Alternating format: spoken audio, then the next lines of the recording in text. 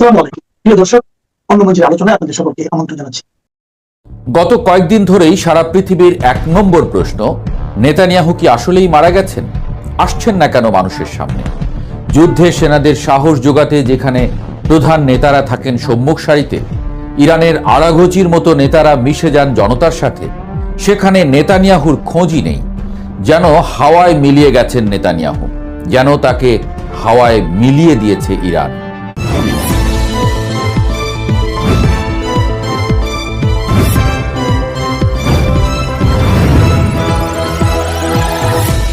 আর পারা যাচ্ছিল না, তাই নেতানিয়াহু যে বেঁচে আছেন তা বোঝাতে সামাজিক যোগাযোগ মাধ্যমে ভেসে এলো নেতানিয়াহুর ভিডিও। দিব্যি কফি খাচ্ছেন, হাতের আঙুল গুনে দেখাচ্ছেন, কিন্তু বাদ সাধল তখনই যখন আবার রব উঠল এই ভিডিওটি আগেরটার মতোই ফেক, অর্থাৎ এআই দিয়ে বানানো ডিপফেক ভিডিও। প্রশ্ন আরো জোরালো হলো, নেতানিয়াহুর অধ্যায় তাহলে এখানেই শেষ হলো? মানুষের মন বড় বিচিত্র। একবার যখন সে সন্দেহ করতে শুরু করে, তখন পৃথিবীর কোনো যুক্তিতেই সেই সন্দেহ সহজে দূর করা যায় না। ইসরায়েলের প্রধানমন্ত্রীর কার্যালয় থেকে ঘটা করে বিবৃতি দেওয়া হলো এসব ভুয়া খবর, প্রধানমন্ত্রী ভালো আছেন। প্রমাণস্বরূপ ভেরিফাইড এক্স অ্যাকাউন্টে প্রকাশ করা হলো একটি ভিডিও, দৃশ্যপট জেরুজালেমের সাতাফ ক্যাফে। নেতানিয়াহু সেখানে কফি অর্ডার করছেন, বিক্রেতা কফি এগিয়ে দিলে তিনি চমৎকার ভঙ্গিতে বলছেন, দারুণ, ধন্যবাদ। নিজের মৃত্যুর গুঞ্জন নিয়ে রীতিমতো কৌতুক করছেন তিনি। বাঁ ও ডান হাতের আঙ্গুল গুনে দেখাচ্ছেন যে তিনি দিব্যি বেঁচে আছেন। কিন্তু ওই যে বললাম, মানুষের মন বড় বিচিত্র। মানুষ রায় দিয়ে দিচ্ছে ভিডিওটি ফেক, যদিও ইসরায়েল দাবি করছে ভিডিওটি আসল। যা হোক, ভিডিও প্রকাশের পরপরই সামাজিক যোগাযোগ মাধ্যমে শুরু হলো চুলচেরা বিশ্লেষণ।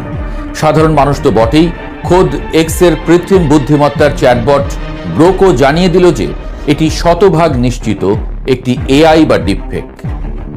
মানুষ ফ্রেম ধরে ধরে ভুল বের করতে শুরু করলো।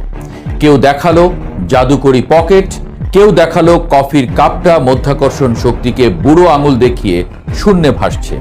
আরেকজন তো ছবি জুম করে দেখিয়ে দিল কফির দিকে তাকাতেই নেতানিয়াহুর মুখের আকার গোলাকার থেকে হঠাৎ ডিম্বাকৃতি হয়ে গেল।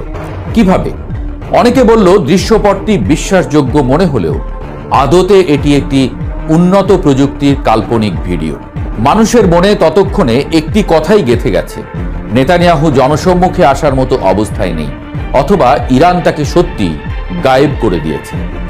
এই গায়েব হয়ে যাওয়ার গুঞ্জনের পেছনে অবশ্য যথেষ্ট যুক্তিসঙ্গত কারণ আছে। মধ্যপ্রাচ্যের পরিস্থিতি এখন আর আগের মতো নেই। একটি সময় ছিল যখন ইসরায়েল চাইলেই যে কোনো দেশের উপরে বিমান হামলা চালিয়ে নিরাপদে বীর দর্পে ফিরে আসতে পারত, কিন্তু এখন দৃশ্যপট আমূল বদলে গেছে। ইরান নামক রাষ্ট্রটি এখন আর কেবল বিবৃতি, জাতিসংঘে নালিশ বা নিন্দার মধ্যেই নিজেদের সীমাবদ্ধ রাখেনি। 16ই মার্চ পর্যন্ত ইরান মধ্যপ্রাচ্যের মানচিত্রে যেখানে যেখানে হামলা চালিয়েছে তার বর্ণনা শুনলে পিলে চমকে যাওয়ার জোগাড় হয়। ইসরায়েলের ভেতরে অত্যন্ত সুরক্ষিত সামরিক ঘাঁটিগুলোতে সরাসরি আঘাত হেনেছে ইরানের ব্যালিস্টিক মিসাইল ও ড্রোন। শুধু ইসরায়েলের মূল ভূখণ্ড নয়, ইরাক, সিরিয়া এবং লেবানন সীমান্তে থাকা ইসরায়েলি গুপ্তচর চৌকি এবং বেশ কয়েকটি গোপন মার্কিন ঘাঁটিতেও একের পর এক নিখুঁত হামলা চালিয়েছে তেহরান। ইসরায়েলের আকাশে এখন প্রতি রাতেই এক ভীতিকর সাইরেন বেজে ওঠে। তাদের বিখ্যাত আয়রন ডোম বা ডেভিড স্লিং এর মতো আধুনিক আকাশ প্রতিরক্ষা ব্যবস্থাগুলো যেন হঠাৎ করেই অকেজো হয়ে পড়েছে।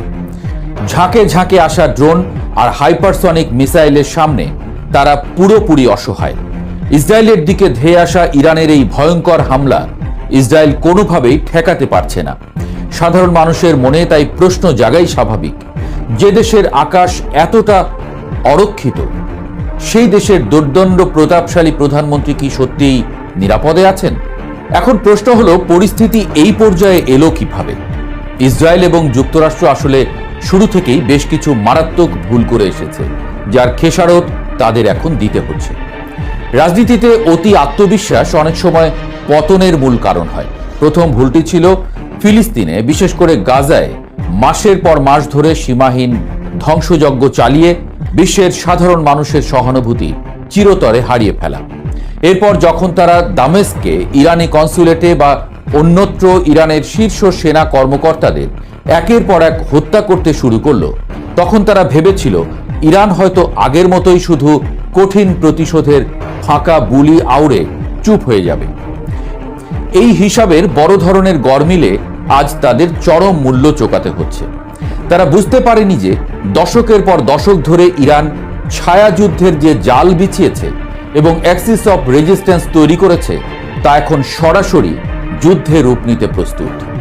যুক্তরাষ্ট্র ভেবেছিল তাদের বিশাল বিমানবাহী রণতরীগুলো ভূমধ্য সাগরে বা লোহিত সাগরে ভাসিয়ে রাখলেই ইরান ভয় পেয়ে গুটিয়ে যাবে, কিন্তু বাস্তবে ইরান তাদের এই প্রথাগত ভীতি প্রদর্শনের কৌশলকে থোড়াই কেয়ার করেছে।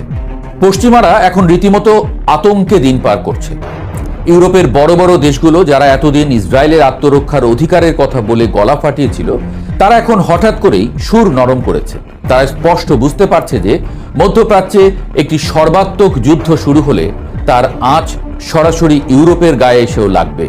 তারা এখন দুই পক্ষকেই শান্ত হওয়ার আহ্বান জানাচ্ছে। পশ্চিমারা এখন এক অদ্ভুত দোটানায় ভুগছে। তারা ইসরায়েলকে বাঁচাতে চায় ঠিকই, কিন্তু ইরানের মতো একটি অপ্রতিরোধ্য শক্তির সাথে সরাসরি যুদ্ধে জড়িয়ে পড়ার সাহস বা সামর্থ্য কোনোটাই এখন তাদের নেই। তো পশ্চিমা নিষেধাজ্ঞার জাঁতাকলে পিষ্ট একটি দেশ কিভাবে এত উন্নত সামরিক প্রযুক্তি তৈরি করলো? এর উত্তর লুকিয়ে আছে তাদের অসীম ধৈর্য এবং নিজস্ব প্রযুক্তির উপর অটল নির্ভরতার মধ্যে। দশকের পর দশক ধরে মাটির নিচে পাহাড়ের গুহায় তারা তৈরি করেছে বিশাল সব মিসাইল কারখানা। বিপরীত প্রকৌশল বা রিভার্স ইঞ্জিনিয়ারিং এর মাধ্যমে তারা নিজেদের ড্রোন প্রযুক্তিকে এমন এক উচ্চতায় নিয়ে গেছে যে আজ পরাশক্তিরাও তাদের কাছ থেকে সামরিক ড্রোন কিনতে আগ্রহী। পাশাপাশি বিশ্ব রাজনীতিতে মেরুকরণের কারণে তারা রাশিয়া এবং চীনের মতো পরাশক্তির কাছ থেকে নিরবচ্ছিন্ন কৌশলগত সহায়তা পেয়ে আসছে। ফলে সামরিক শক্তিতে তারা এখন মধ্যপ্রাচ্যের অঘোষিত গেম চেঞ্জার। ইসরায়েল ও যুক্তরাষ্ট্র এই দুই পরাক্রমশালী দেশ মিলেও ইরানের সাথে পেরে উঠছে না। এটি যেন এই শতাব্দীর অন্যতম বড় বিস্ময়। যুক্তরাষ্ট্রের মতো একটি সুপার পাওয়ার আজ কেন এতটা বিব্রত? কারণ হলো তারা এখন একসঙ্গে বহু ফ্রন্টে যুদ্ধে জড়িয়ে পড়েছে এবং নিজেদের সামর্থ্যের বাইরে পা বাড়িয়েছে। একদিকে ইউক্রেনকে কাঁড়ি কাঁড়ি অস্ত্র দিয়ে বাঁচাতে গিয়ে নিজেদের অস্ত্র ভাণ্ডার খালি হচ্ছে, অন্যদিকে তাইওয়ান নিয়ে চীনের সঙ্গে স্নায়ুযুদ্ধ চালিয়ে যাচ্ছে। এর মধ্যে মধ্যপ্রাচ্যে নতুন করে সর্বাত্মক যুদ্ধে জড়ানোর মতো লজিস্টিক বা সামরিক রসদ তাদের মজুদে নেই। পরিস্থিতি এতটাই বেগতিক যে যুক্তরাষ্ট্র এখন মিত্রদের কাছে সাহায্য চাইছে, কিন্তু মিত্ররা সরাসরি তাকে ফিরিয়ে দিচ্ছে। এরই মধ্যে পশ্চিমাদের গোঁদের উপর বিস্ফোরার মতো হাজির হয়েছে হরমুজ প্রণালী সংকট। ইরান খুব নীরবে বিশ্বের সবচেয়ে গুরুত্বপূর্ণ এই নৌপথে মাইন পেতে রেখেছে বলে খবর ছড়িয়ে পড়েছে।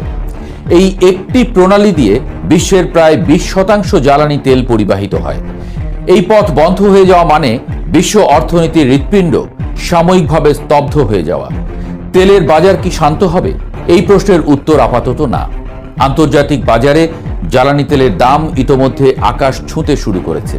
হু হু করে বাড়ছে জাহাজের বীমা ও পরিবহন খরচ, আর তার সরাসরি প্রভাব পড়েছে প্রতিটি দেশের নিত্য প্রয়োজনীয় জিনিসপত্রের উপর।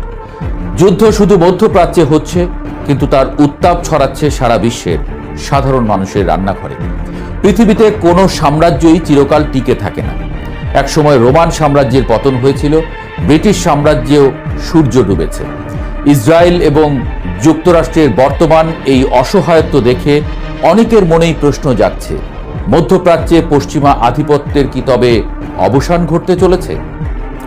নেতানিয়াহু অধ্যায় শেষ হলো কিনা তা হয়তো আগামী কয়েকদিনের মধ্যেই পরিষ্কার হয়ে যাবে, কিন্তু ইরান যে ইসরায়েলের বুকে কাঁপন ধরিয়ে দিয়েছে এবং বিশ্ব রাজনীতির পুরনো হিসাব নিকাশ চিরতরে পাল্টে দিয়েছে, তা আর অস্বীকার করার কোনো উপায় নেই। আয়াতুল্লাহ আলী খামেনির একটি ফতোয়া ছিল যা ইরানকে পারমাণবিক অস্ত্র তৈরি থেকে বিরত রেখেছিল, কিন্তু এখন তিনি নেই। তাই ইরানকে পারমাণবিক অস্ত্র তৈরিতে বাধা দেওয়ারও কেউ নেই। তাই এবার হাত খুলেই নেমেছে ইরান, আগাচ্ছে উত্তর কোরিয়ার মডেলে। এমন আভাসই দিচ্ছেন বিশ্লেষকরা।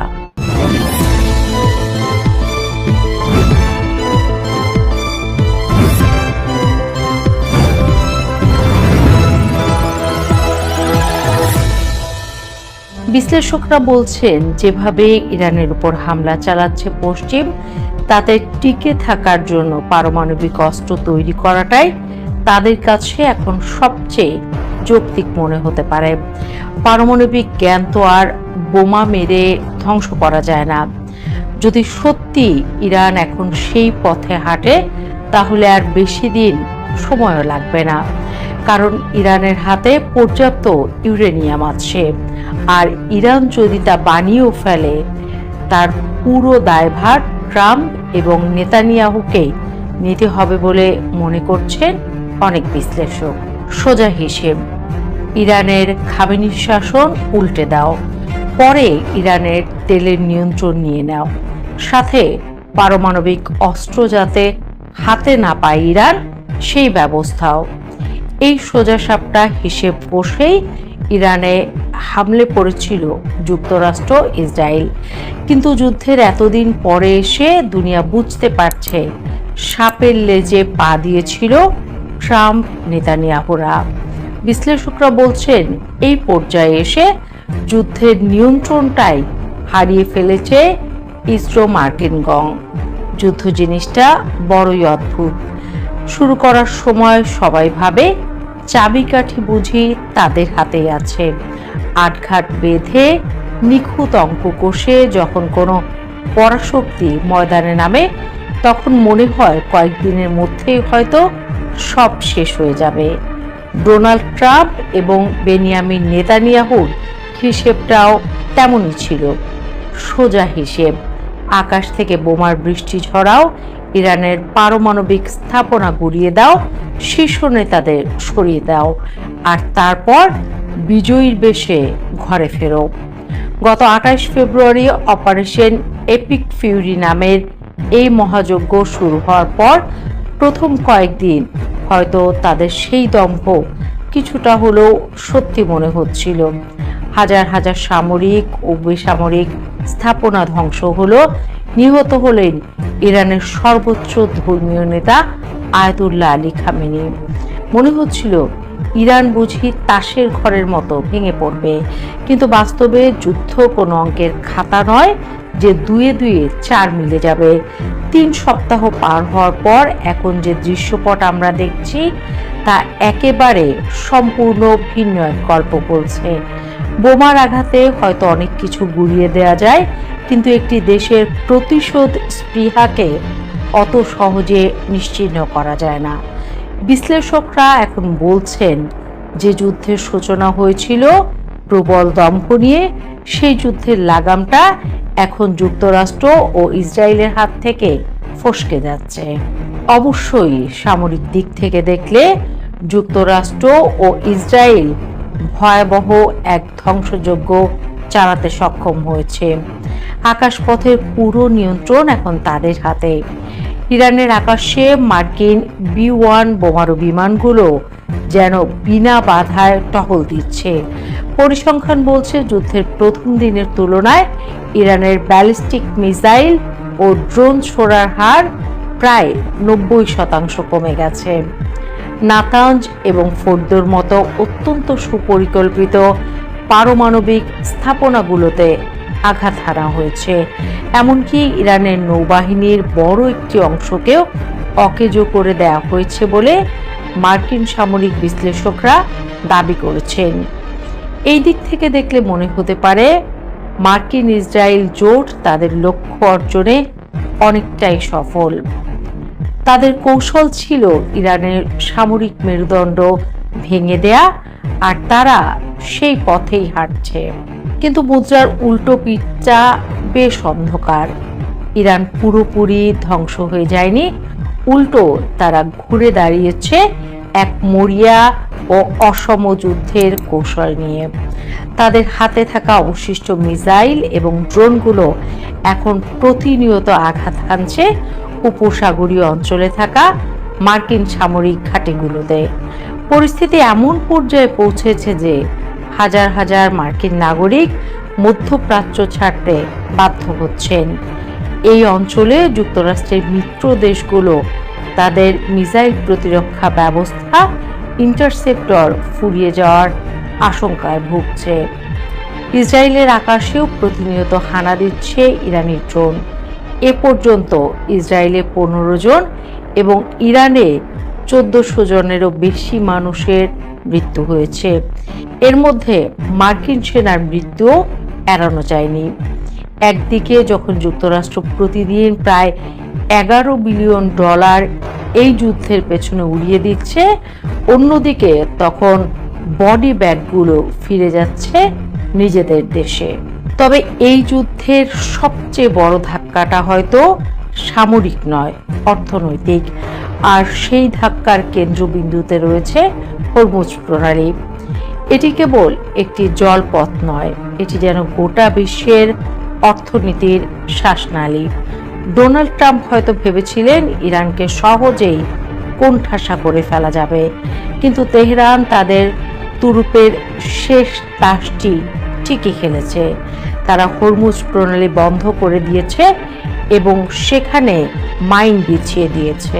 এর ফল হয়েছে মারাত্মক। বিশ্ববাজারে তেলের দাম হু হু করে বাড়ছে, মুদ্রাস্ফীতির আগুনে পড়ছে সাধারণ মানুষ, আর জ্বালানি সংকটে কাঁপছে আন্তর্জাতিক বাণিজ্য। ট্রাম্প, যিনি নিজেদের সব সময় পরিস্থিতির নিয়ন্ত্রক ভাবতে ভালোবাসেন, এই ধাক্কায় রীতিমতো দিশেহারা।